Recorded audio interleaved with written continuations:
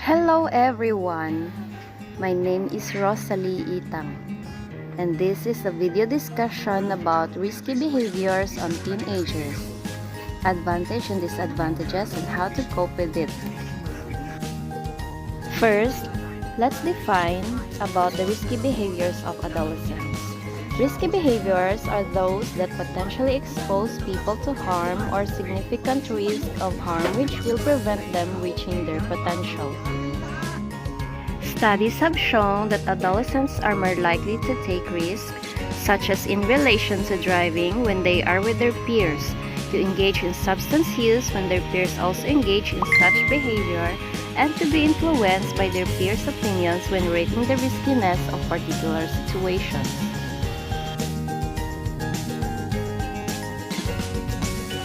Here are some common risky behaviors on teenagers. Dangerous driving caused by drinking, unprotected sexual activity that will cause an early pregnancy, illegal substance use, smoking, and falling asleep in the class. Next, let's discuss the advantages and disadvantages of risky behaviors. First, the disadvantages of risky behaviors. One of the major threats for adolescents' health and well-being is risk behaviors. The negative effects of risk behaviors are currently well known. They lead to personal, social, and economic problems and are associated with mortality, namely through accidents, violence, and crime.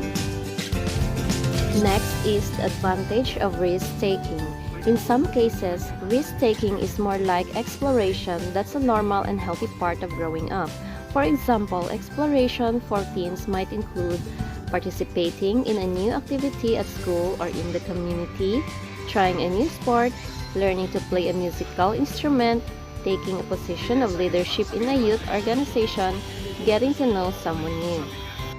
When this kind of risk-taking occurs in a healthy, supervised, and supportive atmosphere, it can help teens build confidence. It can also help them learn to trust their own judgment and how to deal with disappointment and frustration. Exploration can also help teens learn how to interact with peers, make decisions that fit their values and knowledge of what is right, and learn more about themselves. And that is why, parents, these are the things to do on how to cope up with the risky behaviors. Working out agreed rules. If you work with your child on rules and consequences for breaking them, your child is more likely to follow the rules. You'll need to be flexible and adapt the rules as your child grows and shows he's ready for more responsibility. Talking about values. Knowing what's important to your family will help your child develop responsibility and personal values. You can back up family values by being a good role model in things like drinking alcohol, driving, and treating other people respectfully. Keeping an eye on your child.